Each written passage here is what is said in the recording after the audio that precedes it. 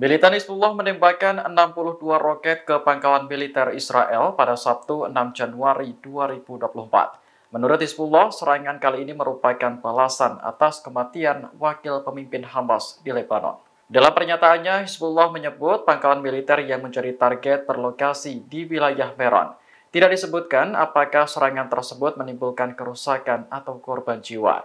Namun, Israel telah mengonfirmasi sedikitnya 40 roket ditembakkan dari Lebanon pada Sabtu pagi.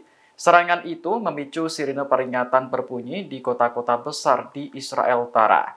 Tak lama kemudian, militer Israel menyerang balik pos militer Hizbullah di dekat perbatasan. Sebelumnya, Hizbullah telah bersumpah akan membalas kematian wakil pemimpin Hamas, Saleh al-Arori. Arori tewas dalam serangan udara Israel di kota Beirut pada Selasa 2 Januari. Kematiannya telah mengundang amarah dari sejumlah negara, terutama Lebanon. Perdana Menteri sementara Lebanon, Najib Mikati, menilai serangan itu sebagai ancaman terhadap kedaulatan negara.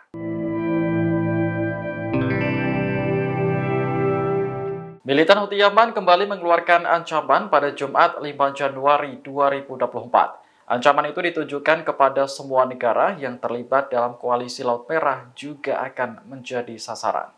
Pemimpin Houthi Muhammad Ali Al-Houthi memang tidak merinci negara-negara yang dimaksud. Namun berdasarkan laporan The New Arab, koalisi Laut Merah beranggotakan 12 negara yang dipimpin Amerika Serikat. Ke-12 negara tersebut adalah Australia, Bahrain, Belgia, Kanada, Denmark, dan Jerman. Selanjutnya ada Jepang, Belanda, Selandia Baru, Singapura, dan Inggris. Pada Rabu 3 Januari 2024, Amerika bersama 12 negara tersebut mengeluarkan peringatan terakhir kepada Houthi Yaman.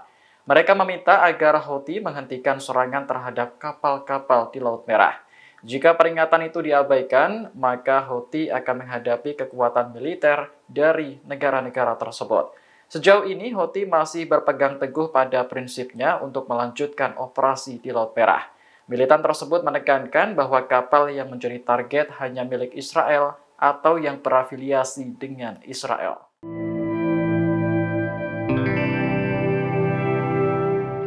Sejumlah negara di Afrika membantah laporan media Israel terkait peluang menampung warga Palestina dari Gaza. Media Israel sebelumnya mengatakan bahwa Tel Aviv sedang bernegosiasi dengan sejumlah negara terkait masalah tersebut. Kementerian Luar Negeri Kongo memastikan pihaknya tidak pernah melakukan pembicaraan dengan Israel terkait pemindahan warga Palestina dari Gaza. Hal senada juga disampaikan Kementerian Luar Negeri Rwanda serta Kementerian Luar Negeri Chad. Keduanya memastikan bahwa laporan yang dimuat media Israel terkait negosiasi pemindahan warga Gaza adalah salah. Kementerian Luar Negeri Rwanda lantas meminta publik untuk mengabaikan laporan tersebut. Sebelumnya, The Times of Israel mengatakan bahwa negaranya sedang melakukan pembicaraan bersama sejumlah negara terkait rencana pemindahan warga Gaza. Salah satu yang disebut adalah Kongo, negara yang terletak di Afrika Tengah. Dalam laporannya, pejabat Israel optimis bahwa Kongo bersedia menampung warga Palestina. Tidak jelas mengapa Israel memilih Kongo sebagai negara yang dipilih untuk menampung warga Gaza. Namun gagasan tersebut sebenarnya telah dikecam Amerika Serikat. Departemen Luar Negeri Amerika menilai tanah Gaza akan tetap menjadi milik Palestina sampai kapanpun. Jika Israel mengusir paksa warga Gaza, maka tindakan itu dianggap sebagai kejahatan perang.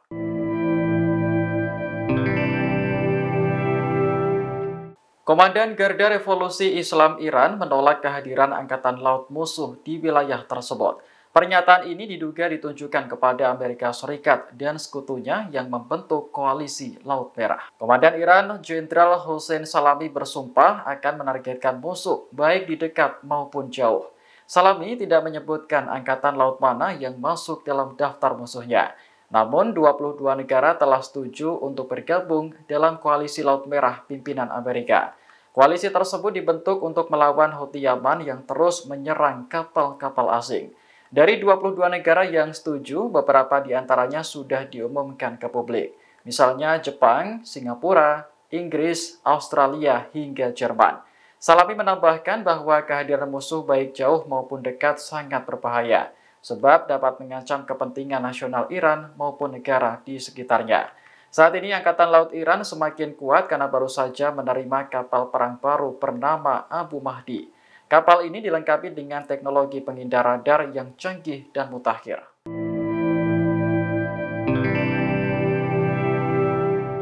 Pemimpin Hizbullah Hasan Nasrullah mengklaim bahwa militan Lebanon telah melukai sekitar 2.000 tentara Israel.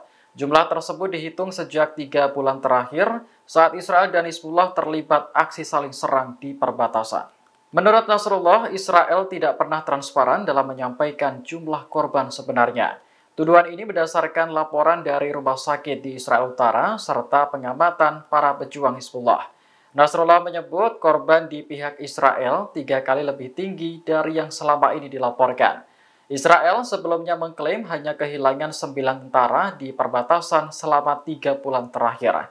Sementara Hizbullah telah mengakui 129 pejuangnya tewas akibat bentrok dengan Israel. Meski begitu, militan Lebanon terus berusaha meningkatkan serangan terhadap musuh. Sejauh ini lebih dari 670 operasi telah dilakukan untuk menghancurkan posisi Israel. Akibatnya, 48 menara pengawasan di sepanjang perbatasan hancur dan kerugian ditaksir mencapai ratusan juta dolar.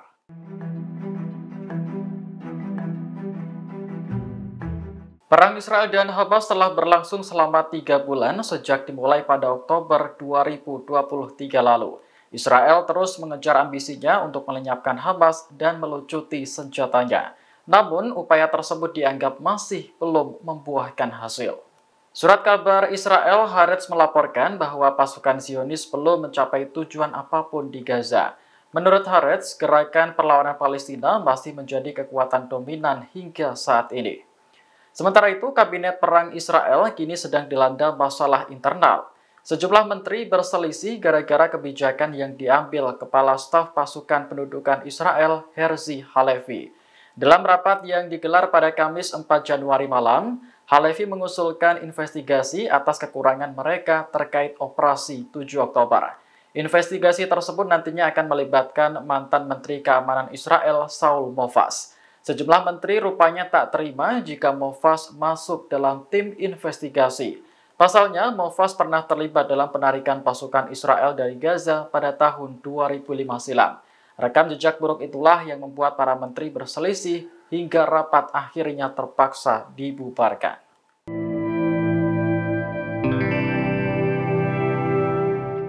Angkatan Laut Garda Revolusi Islam Iran semakin kuat setelah menerima kapal perang baru pada Sabtu 6 Januari 2024. Kapal tersebut diberi nama Abu Mahdi Al-Muhandis yang dilengkapi dengan teknologi penghindar radar canggih. Dilansir Al-Mayadin, peluncuran kapal Abu Mahdi berlangsung di Pelabuhan Selatan Bandar Abbas Sabtu siang.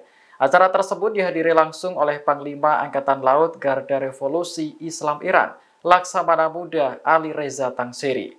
Ia menyebut kapal Abu Mahdi mampu berlayar sejauh 3.200 km tanpa terdeteksi oleh radar dan sistem pengintaian musuh. Tangsiri mengaku bangga dengan kehadiran kapal tersebut karena diproduksi oleh Iran sendiri. Dalam waktu setahun, negara tersebut mampu memproduksi 3 kapal perang dari kelas yang sama. Selain Abu Mahdi, Angkatan Laut Garda Revolusi Islam Iran juga menerima sejumlah peralatan militer baru. Misalnya 100 kapal serang cepat, termasuk kapal kelas Tarik dan kelas Ashura. Kedua kapal itu dipersenjatai dengan rudal jarak menengah dan anti kapal Kausar. Tangsiri menambahkan kapal kelas Tarik yang sebelumnya hanya mampu menembakkan roket, kini bisa meluncurkan rudal dengan jangkauan 180 km. Download Tribun X sekarang, menghadirkan lokal menjadi Indonesia.